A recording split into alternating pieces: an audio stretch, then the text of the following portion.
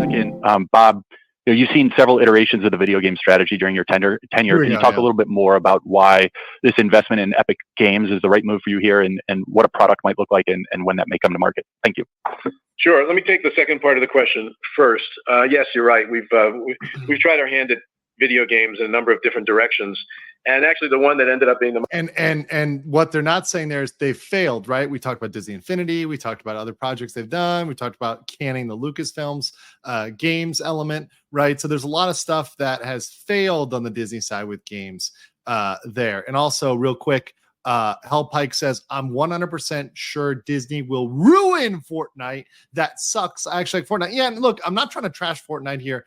I'm not the type of person who comes in and is like, these people partnered with Disney and therefore they suck. Obviously, there's a lot of people that like Fortnite, right? Like, it's still popular, still gets good numbers on Steam. You can look that up, right? Still puts up numbers. It's been there, right? The question is what they're doing going to be worth the ROI? And also, does it go beyond what they were already doing? Because I think Mephisto pointed this out earlier, but they already had agreements to provide skins in Fortnite. So like Star Wars or Marvel characters were already available to get like skins and, things like that in Fortnite. And they can do those agreements and those sort of one-off sort of arrangements without investing $1.5 billion. And mind you, this is a stake that is not going to be as large as the largest investor, which is Tencent, a Chinese company, which has very questionable rules regarding data protection. They're going to be about a tenth of that. Right, so not 40%. This is like Bob spending money and being stupid. There's nothing going to look. They're already. What are you telling me? It's like what you said an hour ago, dude. It's like, are they gonna, they're gonna buy Mickey ears through a fucking Fortnite game? Get the hell out of here with this bullshit. And Bob doesn't understand what he's doing. All he sees is, oh look, Fortnite is a popular game with 1,000 people logged on. I got to get me some of that. Kids love it. Let's go buy a bag. Kids love it. Let's go get kids into our platform so we can teach them how to go gambling on our ESPN platform with Fox. This company, I have never seen a bigger moron ever. They're going to pay $1.5 billion to pay for something they're already there. It is the dumbest thing ever. It's literally like, I'll use one of your analogies. It's like a sugar daddy. You already got this girl at $1,500 a week, right? You're already getting some action for $1,500 a week. And now, even though you're getting the same amount of action, now you're going to go buy her a Lexus and you're going to move her into a new condo apartment instead of the piece of junk place that she's sharing a bedroom with her, Lolita and Poopsie. Okay. Now, not that Mexican Iron Man has had any experience in these things, but I'm trying to educate your viewers, Andrew. Just trying to. Yes, we are an educational channel. This is an educational channel, financial and legal education, business education, corporate education. Smash a like button because you will never have anybody educate you using it in a sugar daddy analogy anywhere else. Certainly not on Disney. Legal ain't doing this shit. I'll tell you that right now. Guys, but Andrew, am I right or am I not right? Am I right or am I not right? 100% right. You're 100% right. And not only from that, a financial legal standpoint, this deal is basically Bob's already on its platform. Yes. They're already selling characters. Yes. They're like Mephisto says, you're already getting skins, and now you're giving more money for something you're already getting. Right, you're not getting an extra service, but the thing is, you're the young dumb guy who doesn't know any better because Bob is not a video game guy. He doesn't know that market. He doesn't know anything about the games. He's not in the gaming industry. His board knows nothing about games. I mean, shit, they don't know anything about films or motion pictures either, right? But aside from that, they definitely don't know about games and what makes successful games. It's just Bob being Bob, and I don't know if it was him, in some Chinese bathhouse with his, CCP homeboys, where they're like, "Hey, you got to go invest in this company because our allies at Tencent have a significant stake in this. So come ally with them, so you can make Tencent some money." Right? I don't know what's going on there in the Shanghai male massage rooms, but that's neither here nor there. Let's see how Bob responds to this one. Most successful for us was the license. And in fact, we've licensed, I think, $9 billion franchises, including the Spider-Man franchise, which is the most successful video game last year. After I came back, I sat down with Josh D'Amaro, who runs our experiences business, and his executive who actually manages games, Sean Chaptaw. And one of the things they showed me, actually the first thing they showed me were demographic trends. And when I saw Gen Z and Gen Alpha and even millennials, and I saw the amount of time they were spending in terms of their total media screen time on video games, it was stunning to me. This is the stupidest thing I have heard in a long time. Okay, so this is exactly what I was saying a second ago. This is idiotic. This is idiotic. Is exactly what I just said like 90 seconds ago. I don't even remember this answer because I was probably at this point when I heard this live the first time I wanted to shoot myself. But I wanted to yell when I heard this. I heard this and I was like, what are you even saying? I mean, speechless. This is like he looked at screen time. Okay, yeah, they're watching millennials, Gen Z, and yeah, they're using their phones and their screens. Yeah, that doesn't mean they're looking at stuff that they don't care about. That doesn't mean they're necessarily looking at what you have to offer. Just because this is about as dumb. This is from Disney's standpoint. This is about as dumb as saying, "I realize that people sleep 6 to 8 hours a day, and I thought we should get into the Disney blanket business. We should sell more comforters." That is the level of analysis that Bob says. Look, guys, I realize that people sleep 6 to 8 hours a night, and you know what we need? We need more Disney comforters. Yeah.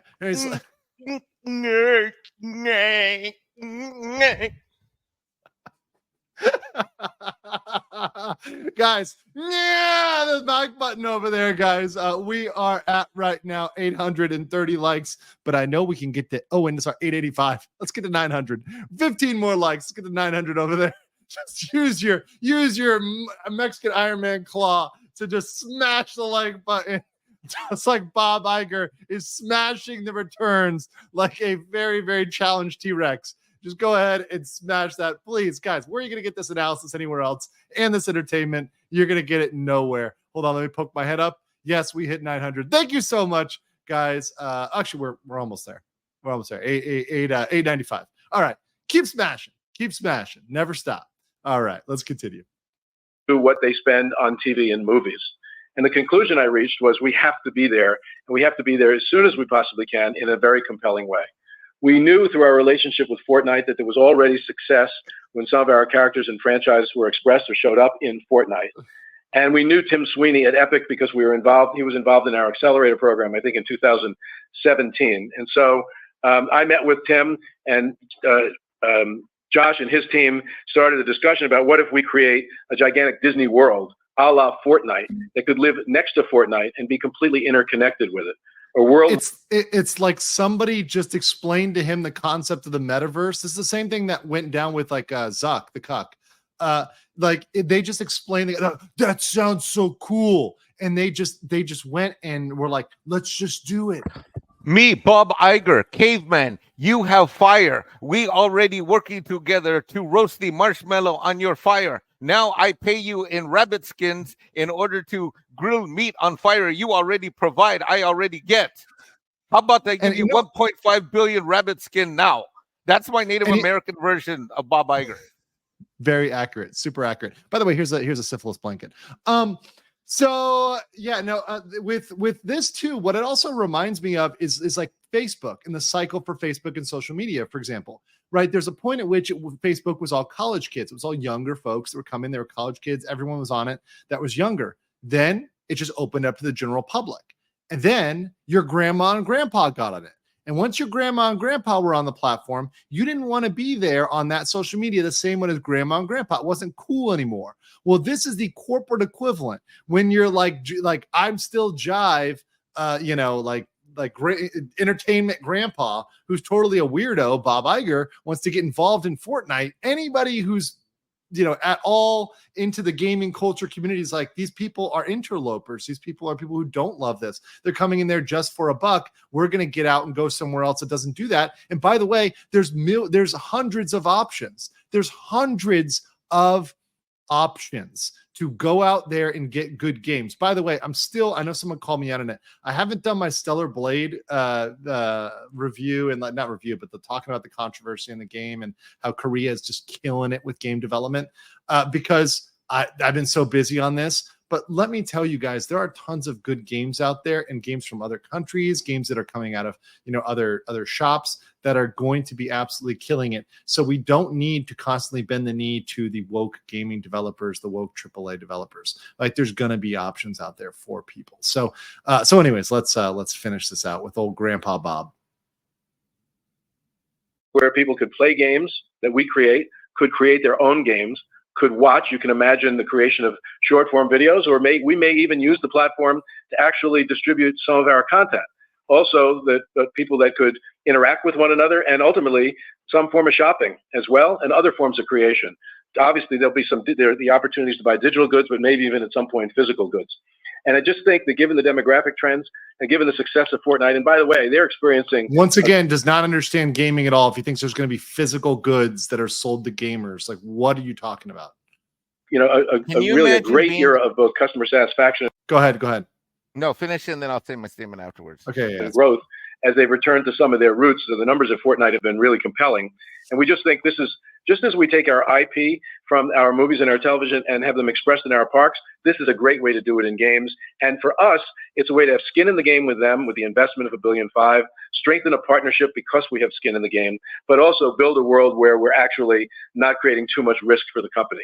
So as we see it, this is the best of all worlds in many respects from a business venture perspective, and certainly great for consumers who love to interact with our characters already in video game format. So I'm actually really thrilled about it.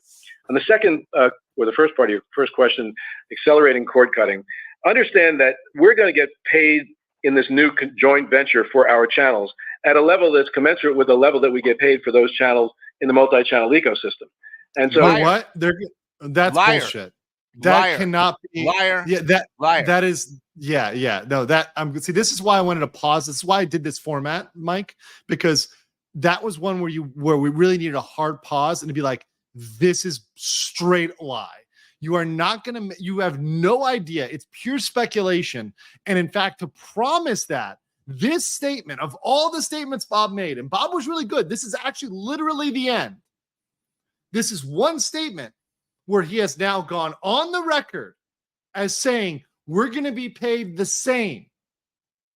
Now, looking at shareholder lawsuits in the future, they can use this statement. This is a prime statement. So shareholder lawsuits out there that are queuing up against Disney. Nelson Peltz, exactly by the way. What I would do. I would snip Nelson Peltz. Snip that and use if he loses this. Use it. And just loud. This is why when you said a long time, you said this. I'm gonna clip it. You know what, Mexican Armin? I'm gonna clip this and put it out there. Clip it, because you heard it here on Legal Mindset. Because Bob's saying this, and as time goes by, this proves not to be true. Then this is, and I understand they always say there's no assurances regarding forward-looking statements. Well, here's the problem. That's not a forward-looking statement. He's stating that as a matter of fact, that the analysis is done. And as the executive officer of our company that I own stock in, he's essentially saying this is the way it is. And that is a bold-faced lie. And I'll just say my other comment I held earlier, which is that, can you imagine being on the other side of the table of Bob on the Fortnite guys negotiating this deal, sitting there like, okay, this is here, Andrew's gonna be the legal counsel, and I'm gonna be the Fortnite guy. Bro, this dipshit's gonna give us 1.5 billion just to add like his shit to our in-game merch store. Dude, is this for real, or is this bullshit? We already have the contract. It's done. Right. Just get him to sign. Why is he gonna give us 1.5 billion? Shut the fuck up and get him to sign the contract, bro. Okay, I got the pen. All right, let's go. That's literally the comment. That's literally how it goes, guys. It's like, get him to sign, right?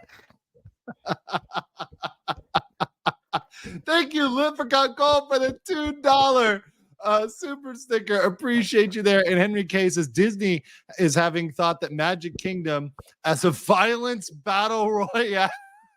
I mean, at this point, they might as well. Honestly, at this point, people would probably pay for that. If you had a Magic Kingdom where you could just go on a rampage, on a Hunger Games style rampage, I think that might be something people might pay for. But of course, Bob's so excited about this. I want to play as a Bob Iger character, and I just want to